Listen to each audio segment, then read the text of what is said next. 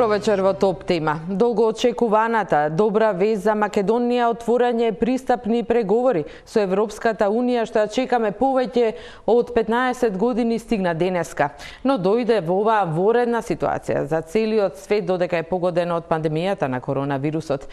Вечерва во ТОП тема, ексклузивно двајца клучни министри во владата и ќе се обидеме да побараме одговори за двете теми кои се во фокусот на јавноста. Најпрво разговараме со министерот за внатрешни работи Наќа Чулев, а во вториот дел од ТОП тема гостин е шефот на македонската дипломатија Никола Димитров. Добро вечер, министре Чулев, добре дојдовте во ТОП тема. Добра вечер за гледачите на Телма, добра вечер за македонските граѓани. Ке почнеме од она што е последна вест од седницата на владата денеска. Беше одлучено Куманово и подрачајето на територијата на Куманово да се воведе забрана за влез и излез од градот. Градоначалникот на Куманово побара Куманово да биде ставено во карантин по последните случаи, смртниот случај во Куманово, зошто се ограничува само влезот и излезот од Куманово. Значи, оваквата одлука на владата доаѓа на препорака на Здравствената комисија и тоа е првична мерка со што се забранува јавниот превоз од и до Куманово, од Куманово до сите градови во државата и во обратен правец. Така да ние како Министерство за внатрешни работи имаме задача да ја контролираме оваа мерка на владата. Оваа мерка доаѓа, како што кажав, на препорака на Здравствената комисија заради тоа што кластерите кои што се правени укажуваат на можност од зголемен број на случаи со ширење на вирусот COVID-19 на територија на градот Куманово. Но се уште проценката на владата е дека се уште не треба да се воведе или да се стави под карантин како што е тоа Дебар. Значи владата генерално или тоа е опција. Значи, доколку ова мерка на владата не даде резултати, тога сигурно ќе се преземат во наредните денови нови мерки. Меѓутоа, препорака за овие мерки дава Здравствената комисија. Да, значи се уште нема таква проценка. Исто така како вест денеска дојде дека двајца службеници во Министерството за внатрешни работи се позитивни на вирусот, за што се работи, кои се тие, имаше и еден исто така пред тоа. Значи, вкупно, Министерството за внатрешни работи е голема државна институција, преку 12.500 вработени има. До сега во рамките на Министерството за внатрешни работи регистрирани се 3 случаи на колеги кои што е докажано присуството на вирусот COVID-19, значи кои што се заболени од корона, и истите се на болнички третман. Сите оние колеги кои што имале пристап, односно контакти со заболените лица, се со решение за самоизолација. Истовремено денес во целосна координација со Министерството за здравство е извршено интервју од страна на епидемиолог, при што е извршена и целосна дезинфекција на просториите во Министерството, така да како Министерство постапуваме целосно по препораките на Министерството за здравство и оние што ни ги даваат епидемиолозите. Колку луѓе од нивната околина во МВР се пратени дома, во изолација, на тестирање? Дали тој дел од МВР е затворен? Повеќе згради има во Министерството? Да, меѓутоа се работи за едно лице од полициската станица Битпазар, кој што беше прво. Значи, таму е извршена целосна дезинфекција и според препораките на епидемиолозите нормално функционирање има на полициската станица. А второто лице е од Кримтехника, така се вика организацијската единица. И третото лице е во текот на денешниот ден беше утврдено, тоа е од организацијската единица за логистика, значи за јавни набавки во рамките на Министерството за внатрешни работи. Значи интересно е што сите овие лица не биле во директен контакт и изложени на терен, туку се работи за лица кои што обавувале други дејности. Сепак со лицата и со лицата обкружувањето извршено разговор со епидемиолог и дел од лицата веќе се тестираат дали се позитивни на вирусот COVID-19. Од досега тестираните лица ниту едно не е докажано дека е позитивно. Тоа значи дека и вие не сте тестирани, предпоставувам, на вирусот, ако не сте биле во контакт со нив? Значи не сум бил, меѓутоа не се тестираат ни сите лица во организацијските единици, туку има подготвен медицински протокол. Епидемиолозите едноставно имаат протоколи кои што доколку се исполнети условите од протоколот, тогаш се оди на тестирање. Доколку биле во контакт, предпоставувам. На социјалните мрежи јавноста денеска реагираше откако мислам 20 или 30, поправете ме, полицајци поставиле непристојни постови на Facebook, повикувајќи ги граѓаните на непристоен начин да остана дома, сега да не ги цитирам. Дали против нив превземавте некакви Значи, мерки? се работи крајно неодговорно и несовесно однесување на двајца полициски службеници. Ние веднаш како Министерство за внатрешни работи, јас лично дадов обврска на одделот за внатрешна контрола за професионални стандарди и криминалистички истраги. И тие констатираат дека се работи за двајца полициски службеници од полициската станица во Ѓорче Петров, при што против нив се преземени веднаш соодветни мерки. Едното лице е веднаш суспендирано, а против другото лице ќе биде покрената соодветна дисциплинска постапка. Против она лице кое што, пошто две беа на социјалните мрежи, кое што на неговиот Facebook профил ја објавило сликата, ќе биде суспендирано, додека против другото лице ќе биде поднесена соодветна дисциплинска постапка, ќе биде покрената. Во однос на третото лице, се работи за лице кое што е од градот Прилеп и кој што не е припадник на Министерството за внатрешни работи, и против него ОВР Прилеп поднесе соодветна прекршочна пријава за лажно представување и истото ќе одговара согласно Законот за јавен ред и мир. Лажни вести има и за коронавирусот. Велат, лажните вести се еднакво опасни, нивното ширење еднакво опасно на ширењето на вирусот. Добивте овластувања да преземате активности, да постапувате доколку има лажни вести. Дали веќе е постапено и каде се појавиле тие?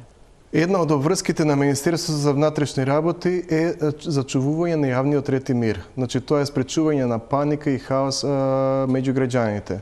За таа цел, одделот за за компјутерски криминал и дигитална форензика презема континуирани активности преку следење на профилите и активностите на социјалните мрежи и утврдување на сите оние случаи доколку се работи за ширење на лажни вести поврзани со активностите кои што ги преземаат институциите во борбата против вирусот COVID-19. Досега Министерството за внатрешни работи има поднесено 8 соодветни известувања до основното јавно обвинителство, а за 2 уште се чека одговор од Facebook и од Twitter. Се работи најчесто за случаи каде што се изнесуваат погрешни информации, односно лажни информации за луѓе кои што се заболени од корона, дека, например, една вест беше дека во Дебар се 15 луѓе загинати од корона, и сите оние дезинформации кои што предизвикуваат вознемиреност, паника и хаос кај граѓаните. Исто така ги предупредувам граѓаните дека и ги повикувам да се воздржат од објавување на вака лажни вести, заради тоа што тоа е крајно неодговорно и несовесно однесување во ситуација кога сите граѓани и сите државни институции преземаат максимални активности во справување со последиците од коронавирусот. Министерството за внатрешни работи најастро ќе постапи против сите оние лица кои што на социјалните мрежи ќе објават лажни вести кои ќе предизвикаат вознемиреност и паника кај граѓаните. Кои се казните за вакво нешто?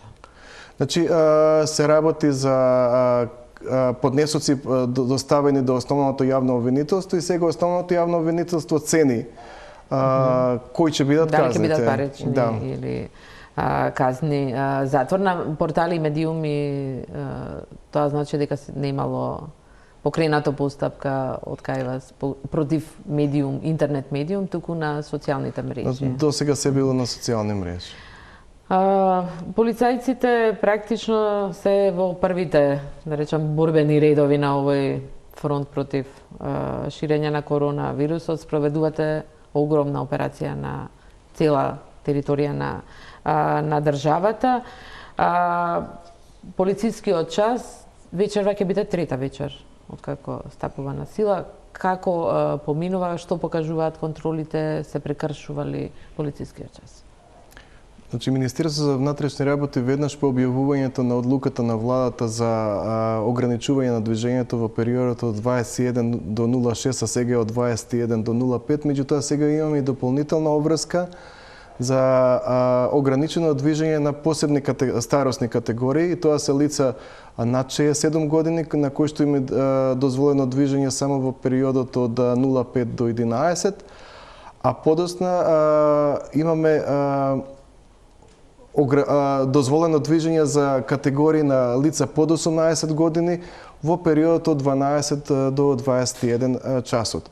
Министерството за внатрешни работи спроведува на два начина контроли, согласно генералниот план и плановите доставени до секторите за внатрешни работи, и тоа преку пунктовско патроли кои ги собира. Не, пунктовите се поставени на сообраќајниците, на главните сообраќајници, со цел контрола на движењето на патничките моторни возила, и преку мобилни патроли. На територија на цела држава има 156 пунктови, главно на влезовите на населените места и на главните сообраќајници, додека има континуирано спроведување на мобилни патроли по улиците на населените места. При тоа мора да кажам дека до сега во однос на ограничување на движењето регистрирани се во текот на изминатите 24 часа 133 случаи на непочитување на ограничување на движењето, а вкупно до сега во овие 3 деноночија се 271 непочитување.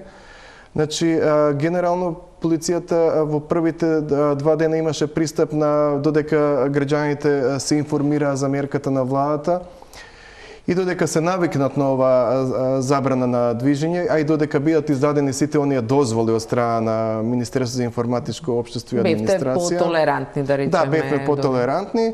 Се применуваше мерката укажување, предупредување. Меѓутоа, доколку и покрај укажувањето лицата ја повторија кршењето на забраната на ограничување на движењето, против нив се поднесуваа соодветни поднесоци. Така да до сега има поднесено 42 кривични пријави по членот 206 од Кривичниот законник, 3 прекршочни пријави и опоменати се 71 лице, и 4 лица се приведени во полициска станица. Тоа се оние лица кои што давале отпор или пак недолично се однесувале додека полициските службеници ги предупредувале, односно им укажувале. Повеќето се во Скопје или има и во другите градови? Првата вечер имаше инцидент во Чај. Да, во сите градови во текот во Републиката. И некако како Министерство за внатрешни работи преземаме широка палета на контрола, така да во наредниот период планираме вклучително во контролата на движењето на граѓаните да ја воведеме и единицата за беспилотни летала.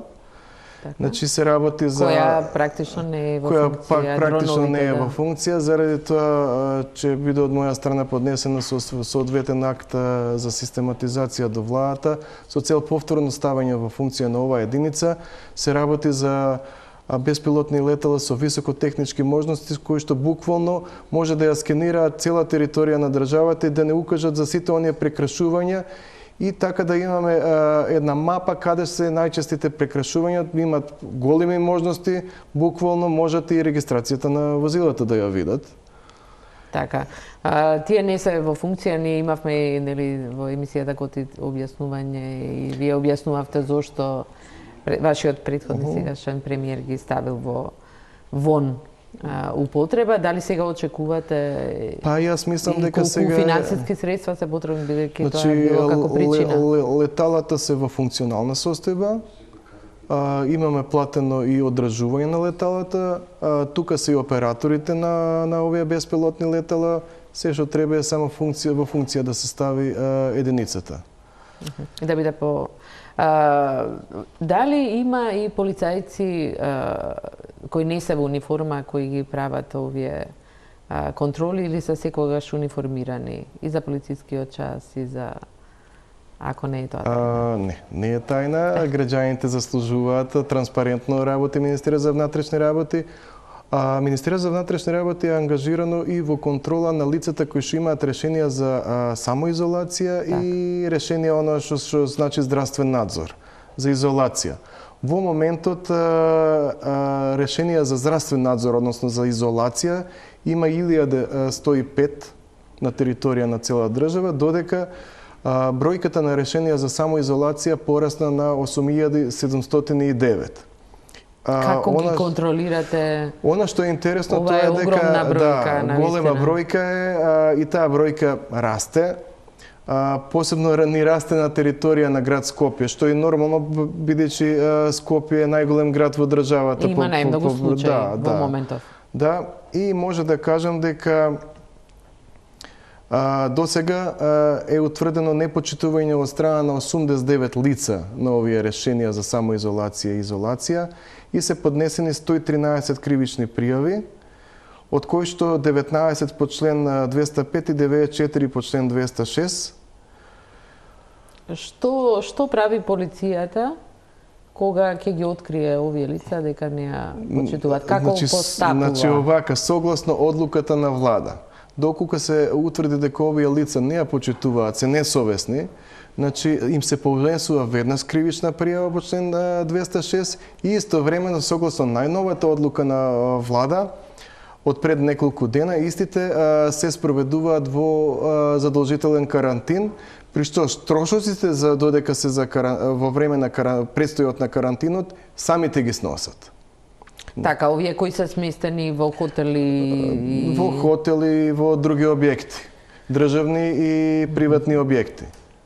Така. Значи, за оние лица кои што доаѓаат преку хуманитарни конвои или пак во овој период самостојно доаѓаат од странство во државата, за истите се сместуваат во карантин, им се издаваат соодветни решенија за изолација, меѓутоа државата ги сноси трошоците. Меѓутоа, за лицата кои што имаат решенија за самоизолација, не ја почитувале и се наоѓаат кои ги подпишале самите дека сами ги подпишале, и кривична пријава и се носат во државен карантин, а средствата за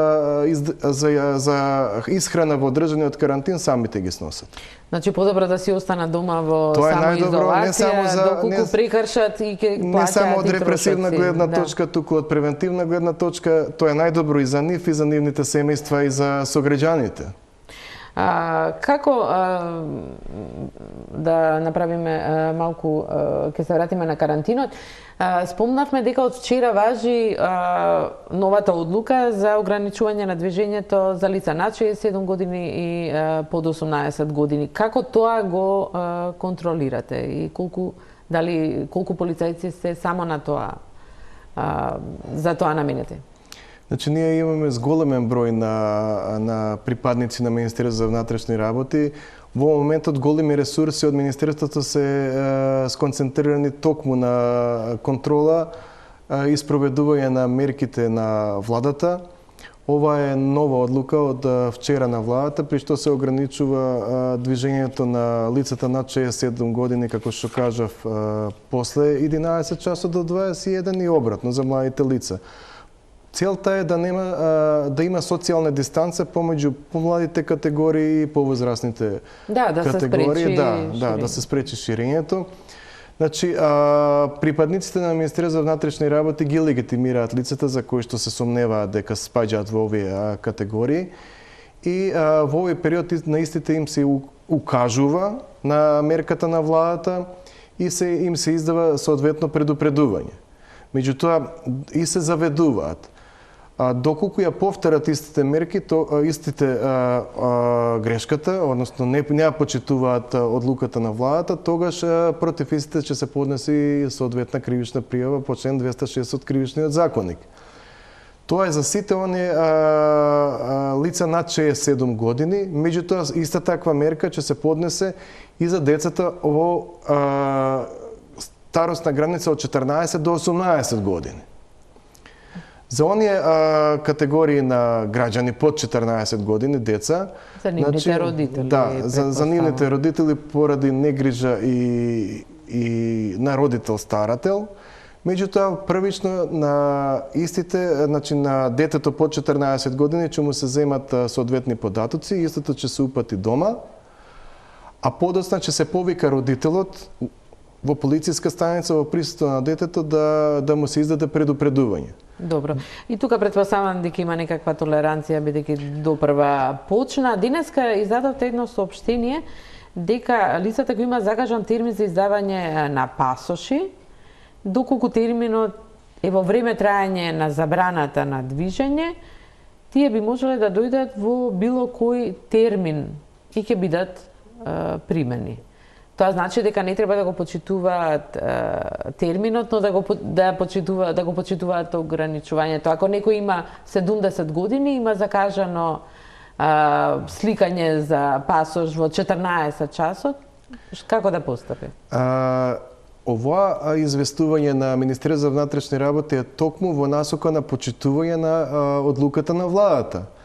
Имено, доколку некој граѓанин постар од 67 години имал закажано за лична карта или за патна исправа, доколку сака да ја извади или да се слика, и покрај тоа што со уредба со законска сила на владата, продолжен е рокот на важење и на личните карти, и на возачките дозволи, и на патните исправи. Меѓутоа, доколку сака, никој не му го ограничува тоа право, со тоа што доколку имал термин во 14 часот, например, закажано, значи сега може истиот во оној временски рок од до 11 часот да дојде во било кој пункт за издавање на лични документи на Министерството за внатрешни работи и едноставно да ги изврши сите потребни активности за издавање на личен документ.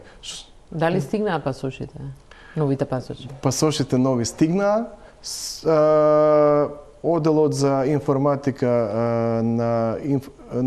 и телекомуникации на Министерството за внатрешни работи континуирано работи на изготвување на пасошите, значи тоа е непречена активност. Меѓутоа, граѓаните сега, бидејќи ситуацијата не е таква, не патуваат, иако некои граѓани бараат патни исправи од аспект на аплицирање за визи. Да, сепак се планираат, сите се надеваме дека ова ќе заврши. Значи, аплицираат за визи, потребна им е нова патна исправа, со број на патна исправа во апликациите, така да некои граѓани и бараат патни исправи. Значи, веќе почнува издавањето. Да се вратиме на карантинот. Дали имате проблеми кога ќе дојдат на граница, задолжителен е карантинот, дали успеваат да избегаат или како се справувате со тоа, бидејќи не се прифаќа веднаш и доброволно спроведување во карантин? Операцијата државен карантин ја реализираме заедно со Министерството за надворешни работи и со Генералниот секретаријат на владата, при што Министерството за надворешни работи е надлежно за организирање на сите оние хуманитарни конвои, односно за излекување на македонските граѓани кои што се затекнати во странство, а кои што сакаат да се вратат во Македонија.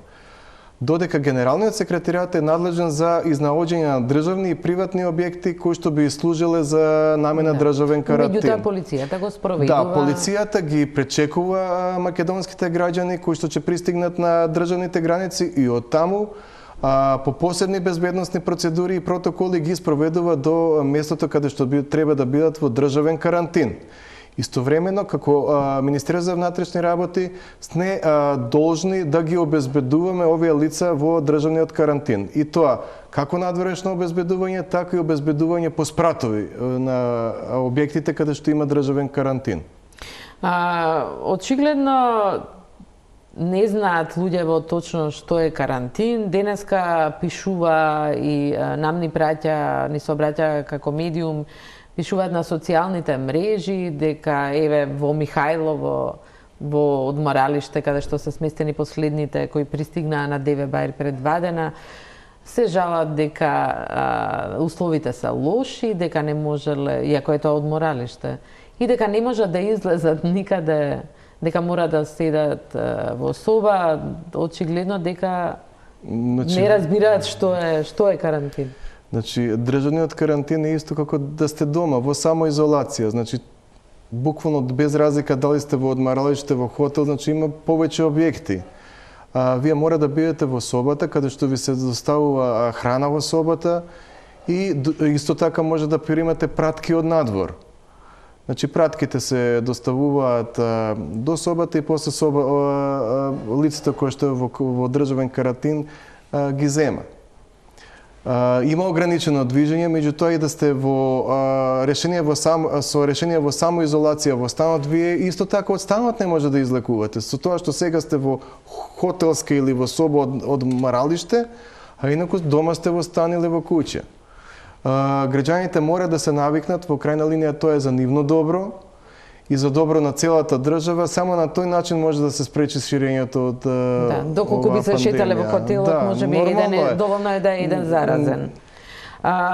Има и шпекулации дека не сите одат во карантин, дека некои успеваат да го избегнат тоа, дека полицијата им попушта. Значи, до сега се сведува само на шпекулации.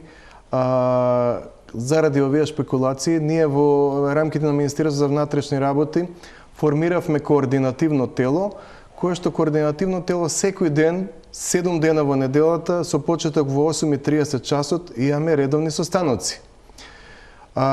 Од координативното тело произлезе насока за Оделот за внатрешна контрола да ги провери овие шпекулации на граничните премини. Истите спроведуваат редовни контроли на граничните премини, при што до денес не е утврдено дека полициските службеници кои што работат на граничните премини направиле овакви прекршоци. Тоа особено се шпекулираше откако дојде она музичка група од 10 луѓе кои беа сместени прво во казарната во Пепелиште, па потоа преместени во објектот од Емир Кабе, бидејќи беше најавено дека ќе дојдат 200 луѓе. Меѓутоа на крај испадна дека се 10, колку што се сеќавам, така да дојдоа тогаш 200 или дојдоа само 10 или не беа сите, што се случи? Значи, видите, тоа беа оние први моменти кога Министерството за надворешни работи ги собираше пријавите од граѓаните кои што се затекнати во странство, уште се работеше за првична организација и ние добивме информација дека се очекуваат околу 200 граѓани кои што со конвој, неколку автобуси, комбиња и патнички моторни возила треба да пристигнат на Деве Бајр. И за таа цел ние како Министерство за внатрешни работи алоциравме дополнителни полициски сили, вклучително и единицата за брзо распоредување припадници. Меѓутоа, најодговорно тврдам дека пристигна комбе со музичари, 9 лица и едно лице кое што случајно се затекнало бидејќи го користело превозот на овие лица и согласно насоките на владата истите беа однесени во карантин во Пепелиште. Други лица немаше пристигнат. Да, има и други објекти веројатно кои се пријавија, допрва ги дознаваме и да, хотели. Има и приватни објекти, има и државни објекти, хотелот Стоунбридж, Ибис, Десарет во Охрид, тоа е Михајлово одморалиштето во околината на Кавадраци. Како што ви кажав, за изнаоѓање на објекти кои што ќе служат како карантин е надлежен генералниот секретаријат на владата. Колку луѓе влегуваат во земјата, имате ли, колку излегуваат, дали имате некакви проценки уште колку би можеле да одат во карантин според дневниот проток на луѓе на границите? Министерството за внатрешни работи има точни бројки на влезови и излези на сите гранични премини, меѓутоа после донесувањето на одлуката на владата за излез од државата само со подпишување на изјава и согласност дека во наредните 90 дена нема да се вратите на територијата на државата и ограничување на движењето на излезот од државата, речиси на сите држави од окружувањето, вклучително и затворените аеродроми. Значи, таа бројка се сведува само на лица кои што доаѓаат со хуманитарните конвои кои што ги организира државата и се работи за точно дефинирана бројка на луѓе кои што ги комуницира Министерството за надворешни работи. Како што спомнавте, после овде е гостин министрот за надворешни работи, така да он може да ви даде точна бројка, пошто они се во постојана комуникација со граѓаните кои што се затекнати на аеродроми и во странство, и он ќе ви каже точна цифра која е таа. Јас можам да ви кажам дека, еве, например, од 23 март 7 часот до 24 март 7 часот, вкупен број на патници кои што влегле и излегле од територија на Македонија е 3032, од кои што на влез 1554, а на излез 1478. Меѓутоа, мора да напоменам дека само во 6 случаи се работи за лица кои што излегле од државата, зашто потпишале изјава за дека нема да се вратат во рок од 90 дена. Во 99% случаи се работи за возачи на камиони.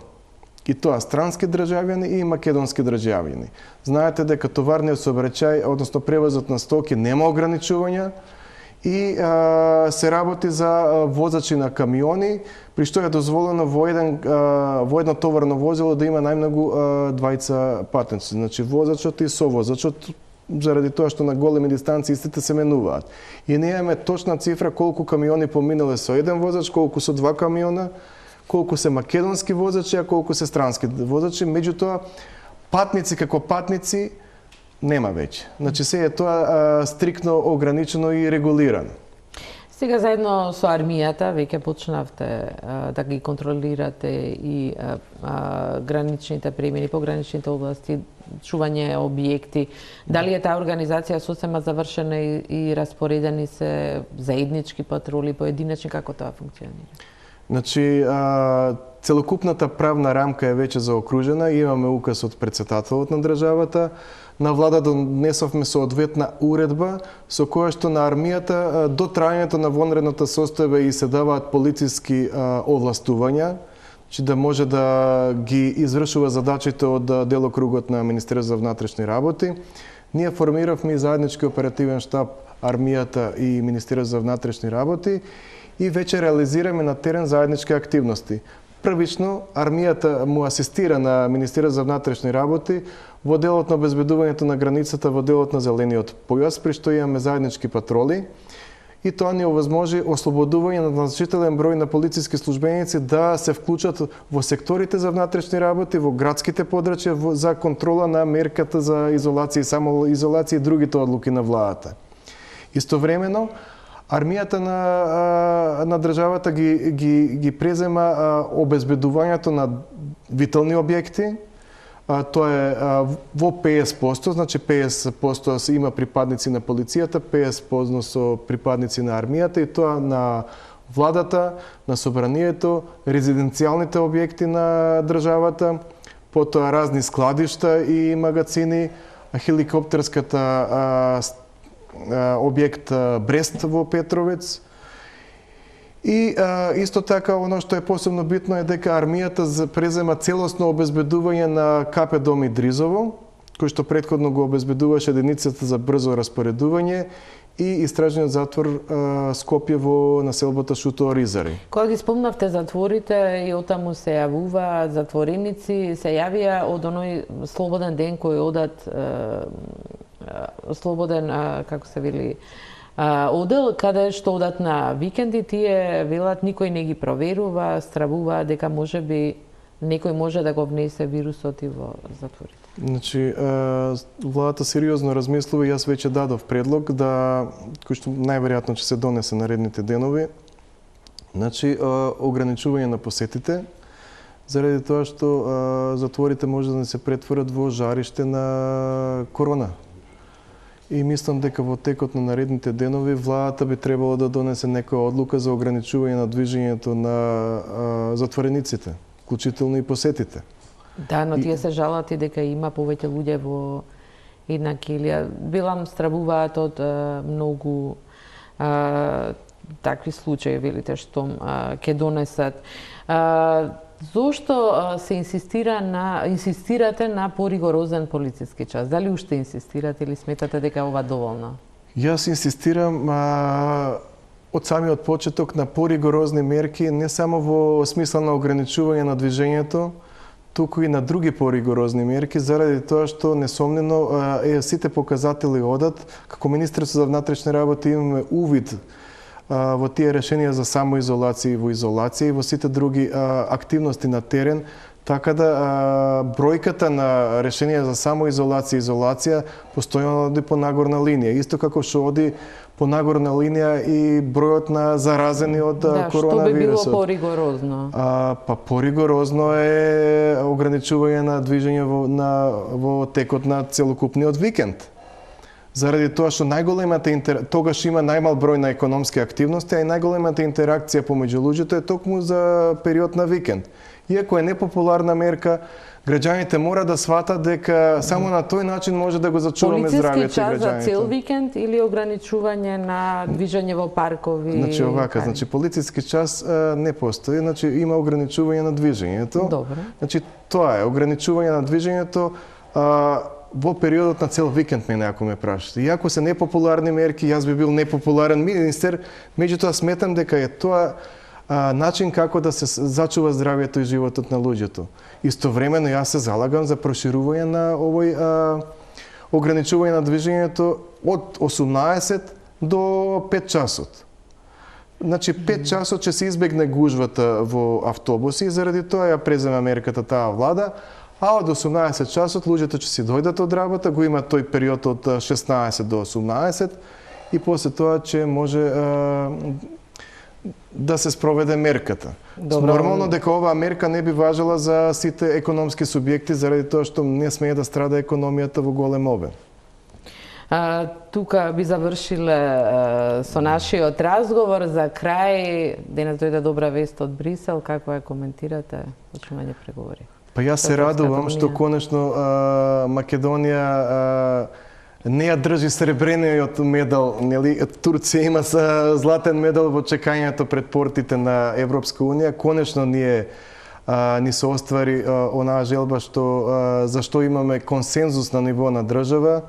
И јас очекувам преговорите да се одвиваат што е можно побрзо и конечно и Македонија да стане членка на Европската унија. Ви благодарам, министре Чурлев, за учеството во вечерашната топ тема. Останете на топ тема, следуваат реклами, а потоа во студиото доаѓа министерот за надворешни работи Никола Димитров.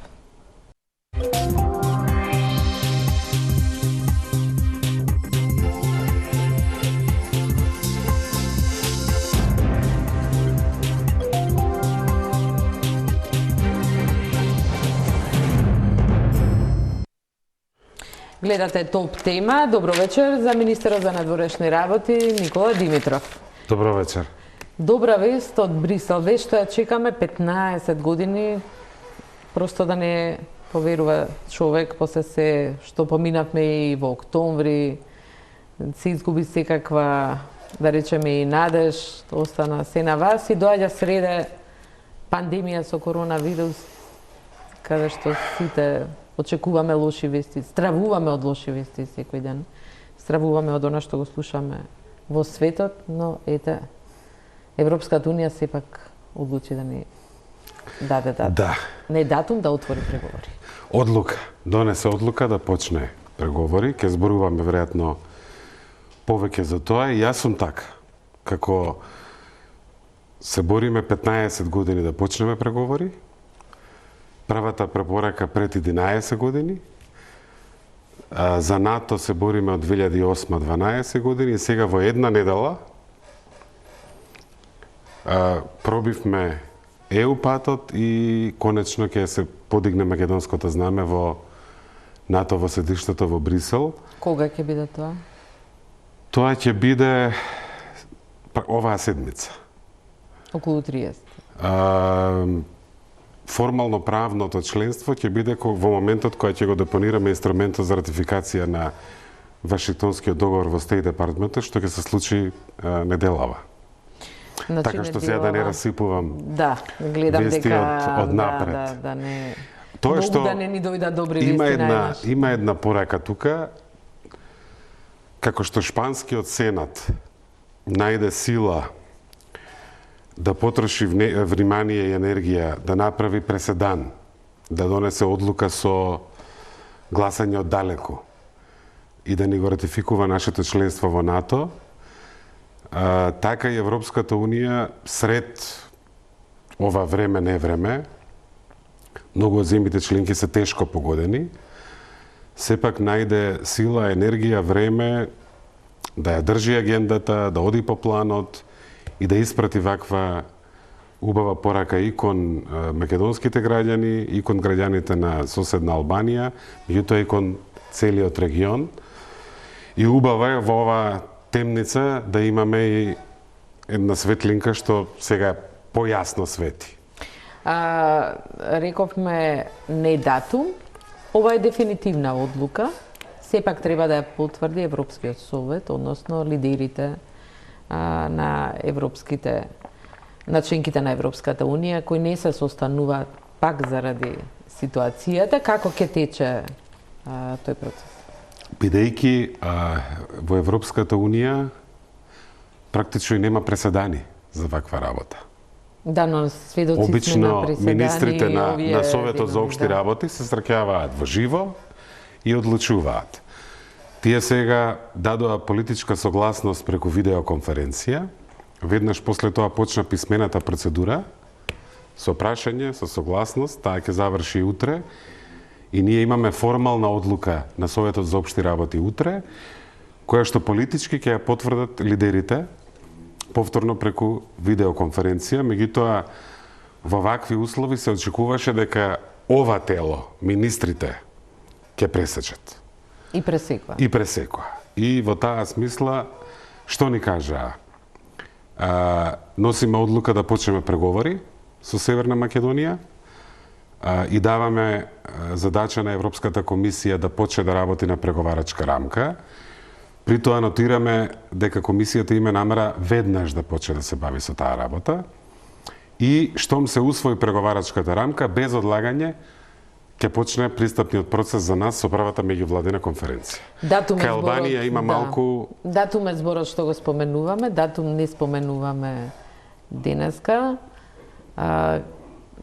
Почетокот, датумот е кога ќе стартуваат преговорите, како што велите. Ама не е оставено без... Не е оставено... Во овој извештај не пишува во овој извештај датум, вели... како што вообичаено пишува. Комисијата ќе почне веднаш да изготвува преговарачка рамка, без одлагање, штом се усвои преговарачката рамка, ќе почне пристапниот процес.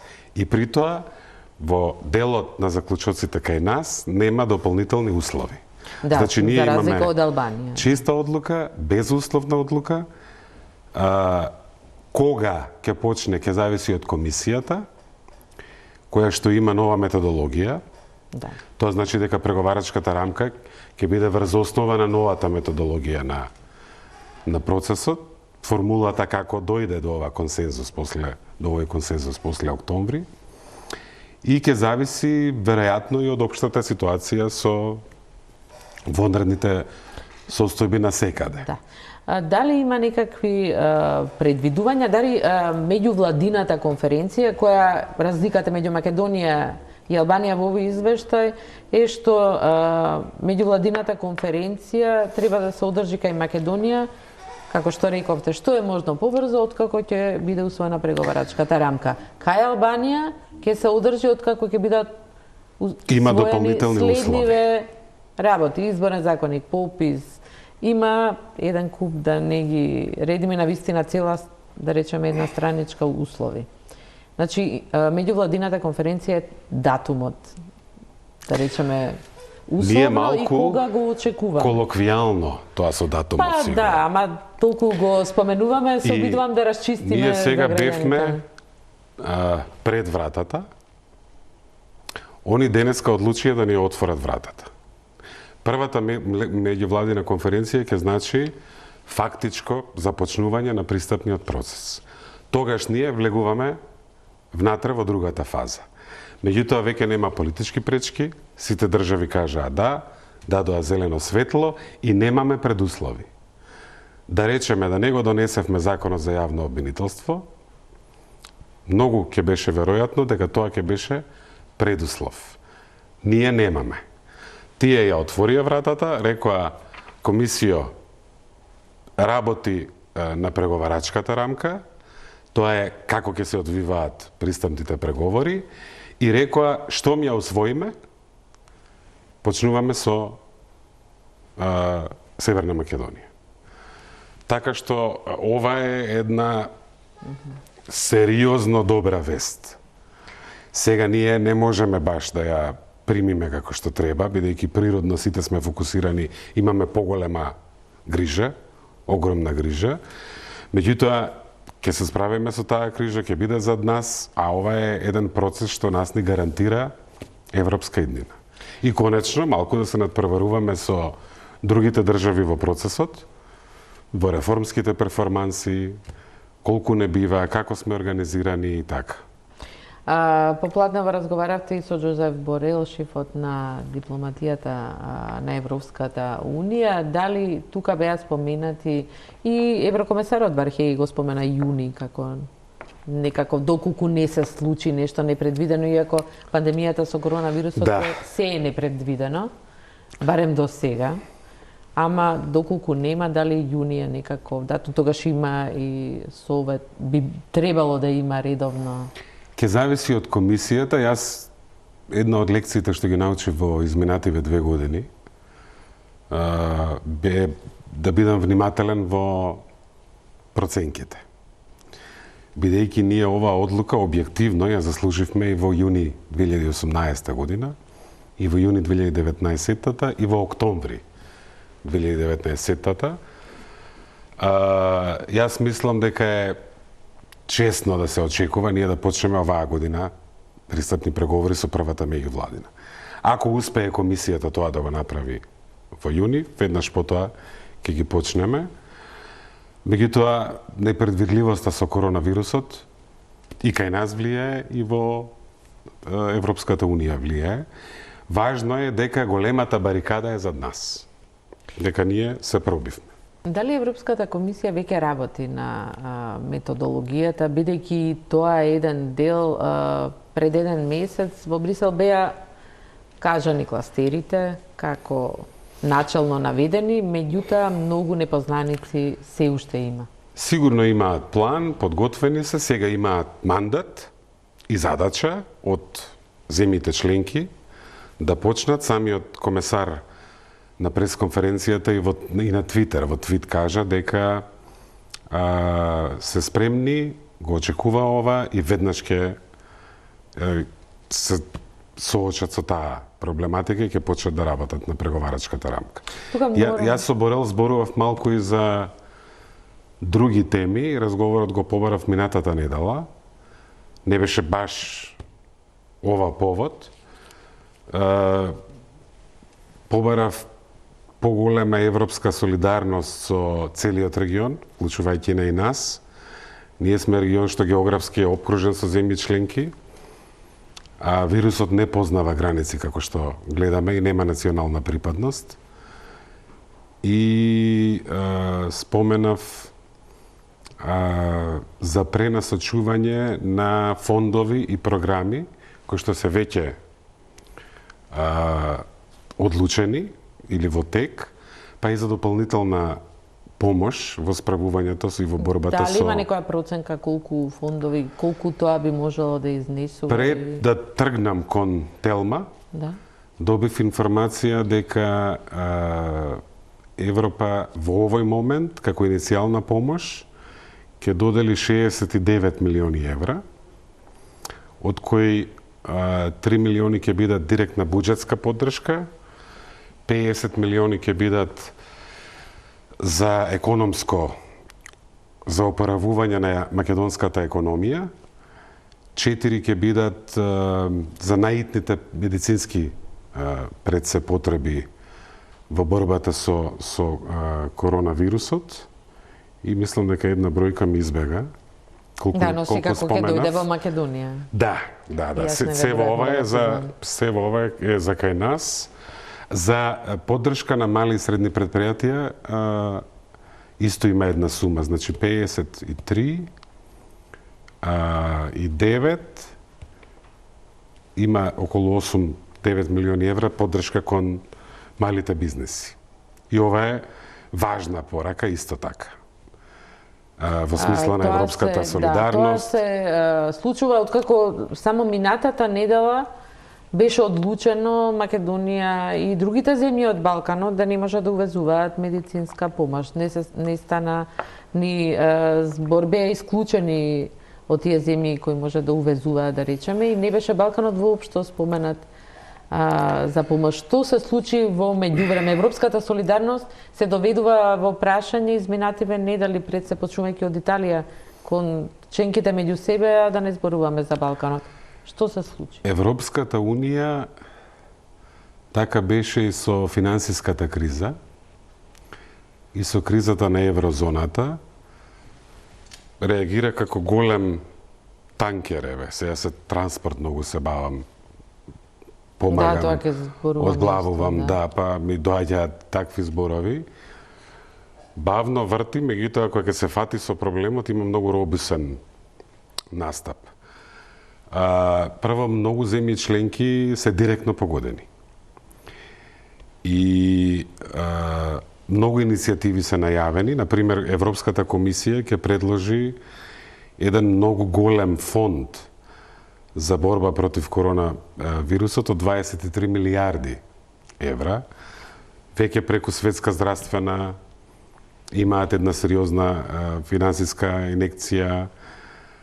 Ние самите се пријавивме преку системот на цивилна заштита и итни потреби за одговор на кризи да добиеме конкретна помош. Да, тој го активира допрва. Да.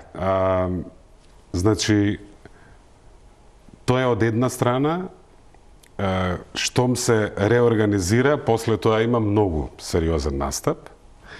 И второ, Европската унија не секогаш е многу вешта во презентација во јавноста и во својата, и во јавноста на други земји, колку прави и што прави. И стално има една разлика меѓу реалноста и перцепцијата. Да, но треба го поправа тој впечаток дека доцна реагира, дека се оди, таа бирократска машинерија очигледно и треба многу да се покрене. Си донесоа правила за репатриација, за движење, за камионскиот транспорт. Да, не бидеме неблагодарни, 50 милиони не се многу, меѓутоа 69 се извинувам. Милиони не се малку пари, но кога зборуваат во Брисел и во другите европски метрополи зборуваат во милиарди, дали може да се очекува и друга помош ако почнеме веќе и со преговорите? Еве ги, значи 4 се за итна поддршка во смисла на нашиот здравствен систем, 50 се за помош на македонската економија, 12 се за приватниот сектор, мали и средни предпријатија и 30 директна буџетска поддршка. Мислам дека целиот свет е сега во една голема, тешка дилема. Како повеќе се забавува и се замрзнува дури, животот ние го ставаме на пауза, за да не се шири пандемијата. Меѓутоа тоа ја става на пауза и економијата. И тој баланс и тој предизвик да се балансира меѓу здравието и да се одржи економијата е баланс со кој што се бават сите денес влади во светот. Ние ќе продолжиме да бараме од сите пријатели помош во следниот период. Нас и поединечно и како сојузи. Освен респиратори од Кина, дали побаравме и друга помош, дали има потреба и се размислува за тоа и од кои други земји надвор од Европската унија? Од многу. Имаме разговори со многу пријатели. Еден е колективен напор преку системот на Обединетите нации, во соработка со Европската Унија. Тие сакаат да помогнат на сите земји од регионот. И еднаш дневно веќе оваа недела имаме состаноци. Од Кина побаравме и респиратори и многу од листата на итни потреби на Министерството за здравство.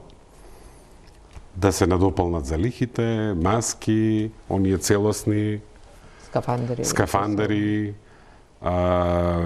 китови за тестирање и така натаму и така натаму. Имаме веќе одговор на тие барања, нешто ќе пристигне? Очекуваме наскоро да добиеме одговор.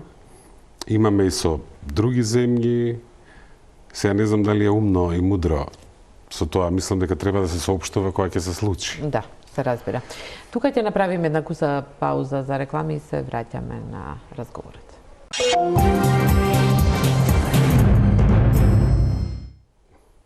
Гледате Топ тема, разговараме со министерот за надворешни работи Никола Димитров за добрата вест. Македонија ќе почне преговори, пристапни преговори со Европската Унија. Господине Димитров, колку изборите кои ќе треба да се одржат секако кога ќе заврши себе оваа корона криза, се надеваме колку што може побрзо, колку изборите ќе бидат пречка или ќе ги забават преговорите со Европската Унија?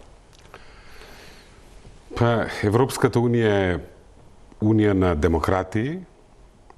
Меѓу другото, нашата цел е да станеме по-функционална правна држава и европска демократија, користејќи ги пристапните преговори како алатка.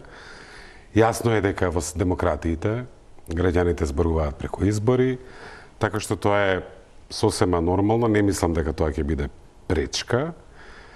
Сега кога ќе бидат тие избори, мислам дека никој тоа не може да го предвиди со оваа ситуација.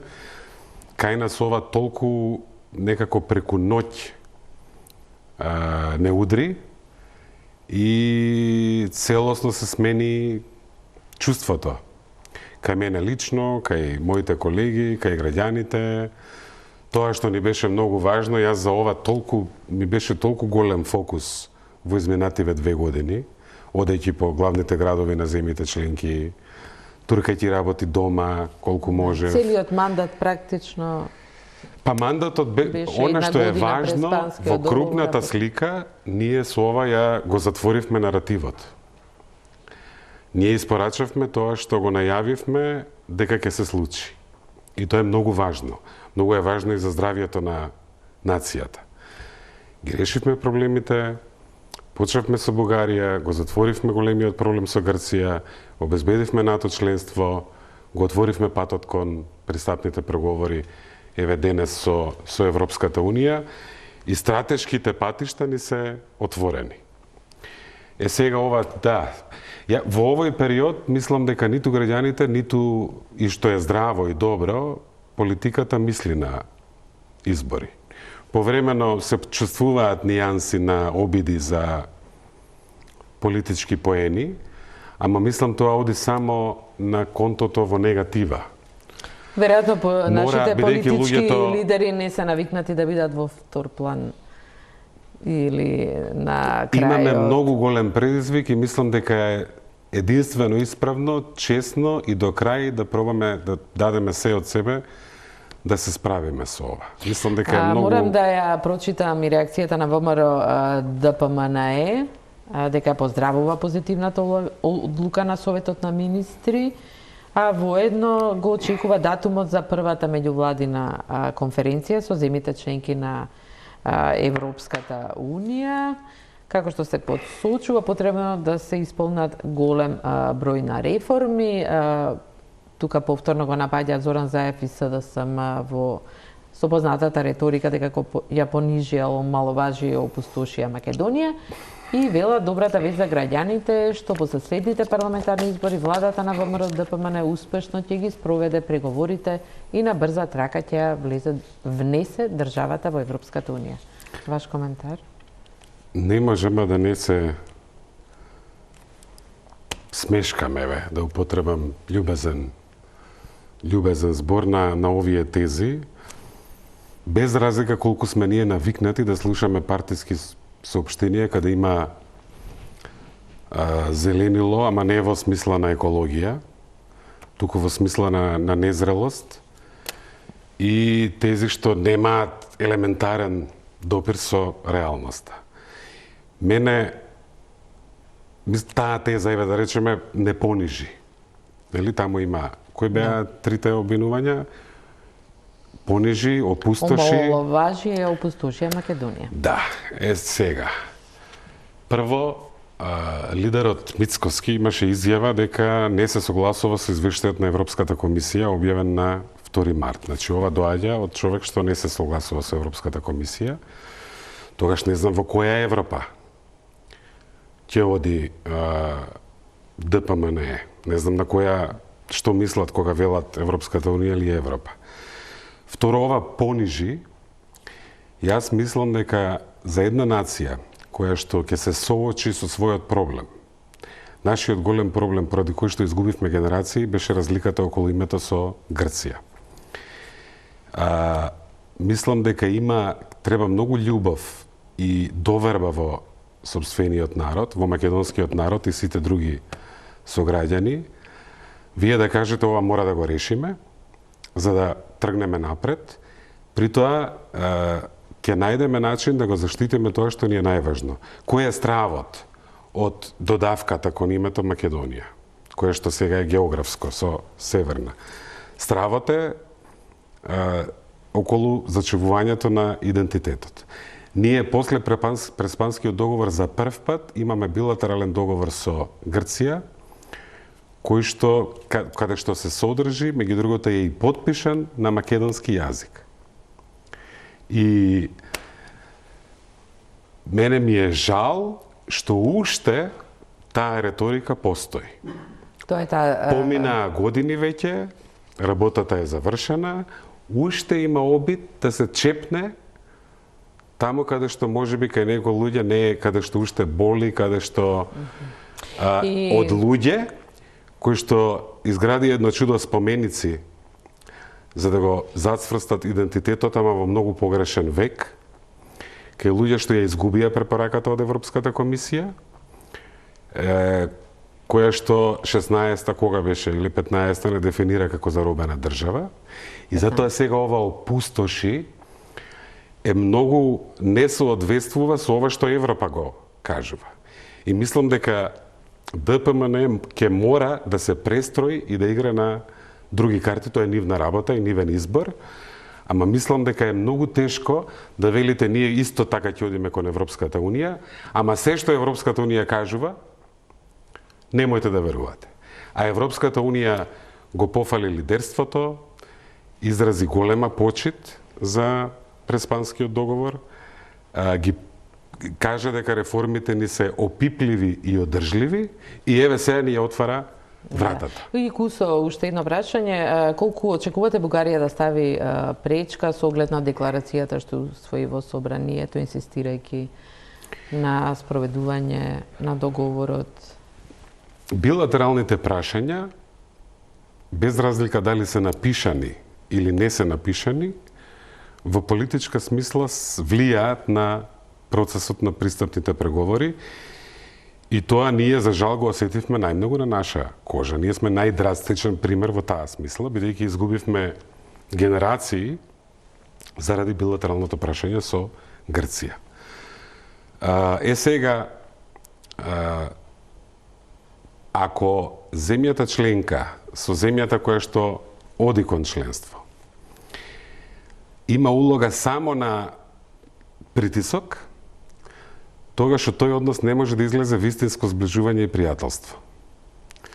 И нашиот предизвик заеднички со Бугарија ќе биде овој процес со мудрост, блискост и многу заедничка работа да го завршиме со тоа што ние ќе станеме полноправна членка и ќе бидеме многу блиски и ќе имаме големо разбирање со Бугарија.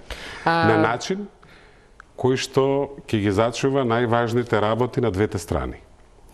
Нема да биде тоа едноставно, меѓутоа тоа апсолутно не е невозможно. И е многу важно и за нас како нација и за Бугарија, мислам, како држава и како народ.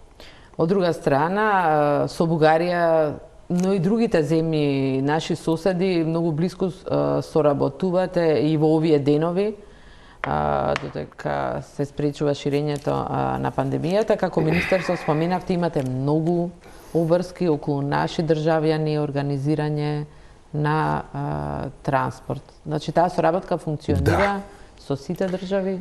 Па, морам да кажам и јавно да изразам благодарност на владата на Бугарија, на официјална Софија, на министерката Захариева.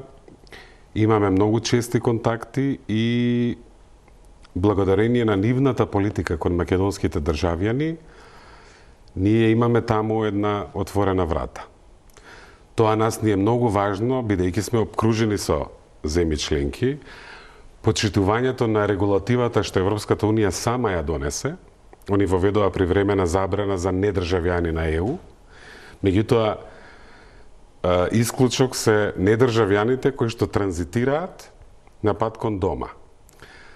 Таа регулатива не секаде секогаш се почитува и ние имаме, пред да влезам во студиово, имав повик од македонски државјанин кој што е на аеродром во Загреб и има проблем да се качи на авион што оди кон Софија, бидејќи тој граничен полицаец во Хрватска во Загреб не е информиран дека Бугарија дозволува влез на македонски државјани, па го поврзав со нашата амбасада во Загреб, се надам дека ќе стигне дома човекот. Ова вака изгледа секојдневието, веројатно. Да, само давам илустрација колку е важно да имаме соработка, бидејќи се работи за човечки судбини.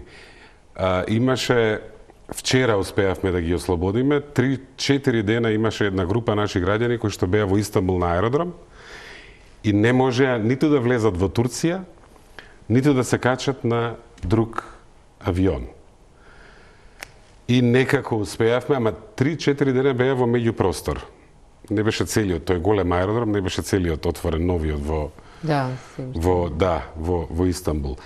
Така што благодарност на Бугарија, исто и со Грција имаме добра соработка, имаме директен канал меѓу нашиот човек што го води нашиот кризен штаб во нашето МНР и дипломатката што го води кризниот штаб на МНР на Грција. И тоа во рамките на што е можно функционира. Имаме многу добра соработка со Албанија, имаме добра соработка со Косово.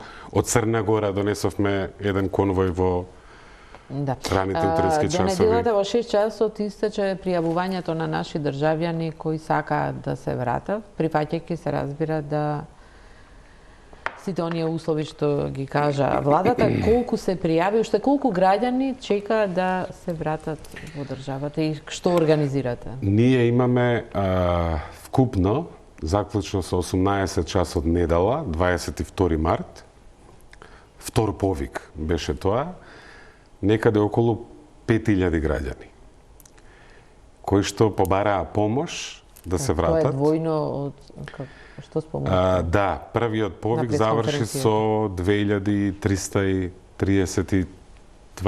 граѓани, така. Значи имаме 5000 македонски граѓани кои што бараат помош од татковината да се вратат дома. Нашите луѓе, дежурниот тим во МНР, се јавува на секој од нив поединечно, и од првиот повик, и од вториот, да каже дека заради кризата ќе треба да имаат извесен надомест за трошоците на чартер летот и да прифатат дека ќе поминат минимум 15 денови во државен карантин за да ги заштитиме луѓето дома. Нели, тоа е механизмот за заштита. Трошоци кои самите ќе... Карантинот ќе го покрива државата, бидејќи немаат избор. Да. Ги упатуваме таму и затоа државата тоа го покрива. До сега имаме околу 4000 обработено од овие 5000 пријавени и мислам дека утре тој процес целосно ќе се заврши и од тие 4000, 2100 граѓани се согласуваат со овие Условот со карантин. со условот со државен И плаќање. карантин и ќе со тоа што зборувам за целиот свет. Ние нема да имаме ресурси да организираме, имаме, например, еден граѓанин еден имаше во Тајланд, имаме еден во Нов Зеланд. Невозможно е. Ние пред се ќе одиме во земјите каде што има голема концентрација и најмногу барања, тоа се европски земји. И ќе направиме се од себе тоа да биде што е можно побрзо, граѓаните веќе губат трпение, некои од нив се во очајна ситуација. Денес има една уредба на влада што ја донесовме. Наша задача ќе биде ова што го зборувам, јавување, правење списоци, да е се јасно, а генералниот секретаријат на владата ќе упати повик до авиокомпании во многу кратки рокови да се организираат овие чартер летови, да се вратат луѓето дома со посебно внимание во однос на здравјето на граѓаните дома и капацитетите на државниот карантин. Мора да се гледа и тој крај на овој процес. Имаме соработка со други држави во слични маки, да речеме Полска имаше чартер да ги земе полските државјани од кај нас, па имавме повик и од 33 многу мал број државјани прифатија задолжителен државен карантин и дојдоа со полскиот чартер лет. Имаме барања од земји со нашите чартер летови тие да се ги земат своите државјани. Мене исто повремено не ми се верува што се случува, ама нема многу време со тие размисли да се бавам. Ние за 10 дена, 2 недели, како свет, како континент, во смисла на ред, правила, поредок, сето тоа што го сметаме за нормално, се вративме назад веројатно 7-8 децении. Се разбира, човек мисли дека е нормално, има патна исправа, има авионска карта, сака да се качи на авион и многу од државите и поголеми држави од нас и побогати држави од нас имаат вакви маки со репатриација. Самата Европа има стотици илјади европски државјани кои што се во други држави, па вон Европа, па има напори за враќање дома или репатриација. Дали има странски државјани, кажавте, кои се враќаат во своите земји или тој број е мал? Ги спомнавте од Полска, има уште такви? Сега имавме... Имаше фабрики за тварење. Утрово го спомнав, имавме копнен конвој хуманитарен што 63 наши државјани донесе од Црна Гора. На одење ние однесовме 15 црногорски државјани и таква соработка најверојатно ќе имаме и со Германија и со други европски земји кои што имаат своји државјани кај нас. Во која земја има најмногу македонски државјани? Во Германија, кои се во моментов кој Во Германија и таму веројатно ќе треба повеќе чартер летови. Таму имаме 3 дипломатско-конзуларни представништва. Берлин пред се амбасадата, Бон и Минхен. Во сите има голем број на барања. На Малта исто има голем број и наши. Малта не е меѓу првите, меѓутоа имаме и на Малта. Тие чартер летови слетуваат во соседните земји, рековте во Црна Гора. Тоа ќе биде специјален лет кој ќе се слета на аеродром? ќе слета во Скопје, на меѓународниот аеродром. Значи ќе се отвори за овие хуманитарни летови? Тој е отворен за хуманитарни, за тој тип на специјални летови, за карго се разбира. Зошто се враќа? Сега во саботата рековте половината се откажуваат заради карантинот. Сега имаме променета ситуација. Веќе се прифаќа карантин после Па пак се околу половината. Значи од 4000 обработени имаме 2100. Да, што не е мала бројка кои прифаќаат и не е мала, дел од луѓето се во разни судбини. Има на пример двајца браќа кои што се сега во Данска. Едниот, мислам дека се охриѓани, едниот имал тешка операција во германска болница. Бил откажан летот од Германија, па отидоа да фатат лет од Копенхаген и тој лет се откажа и веќе неколку дена се во Копенхаген. Значи има разни судбини. Нашата цел е да помогнеме пред се на тие што се затечени, кои што поради ова што се случи и хаосот што настана во светот не можат да се вратат дома. Тоа ни е приоритет. Луѓето што немаат друга дома освен Имате доволно капацитети во Македонија. Министерството за надворешни работи, овие бројки се навистина големи. Јас морам да изразам благодарност до дежурниот тим. Не е ова едноставно, луѓето се жалат, има многу нервоза, има еден телефон, има паралелно постојано 5 до 10 повици, кој бара на Вибер, кој бара на обична линија, пораки, во исто време. Еден човек веројатно има меѓу 300-400 просечно дневно разговори, па ќе се прекине линијата, па не можеме да ги добиеме кога се јавуваме повратно дел. Мислам дека од овие обработените околу 100 и нешто не можевме да ги добиеме кога ние баравме, и тоа е едниот напор, значи да помогнеме луѓето да се вратат дома. Вториот напор е непречен транспорт на стоки. Тоа е исклучително важно. Ние сега целото министерство од приоритетите билатерални односи, НАТО членство, пристапни преговори со ЕУ заради оваа ситуација COVID-19 и паѓањето на редот во светот, се пренасочивме кон конзуларни прашања. И тука се пред се да помогнеме на луѓето и да обезбедиме камионите да возат како што се возат, бидејќи тоа е витално. Значи, и за нас, и за соседите, и за целиот регион. Така што јас многу често се бавам со такви повици. Имаше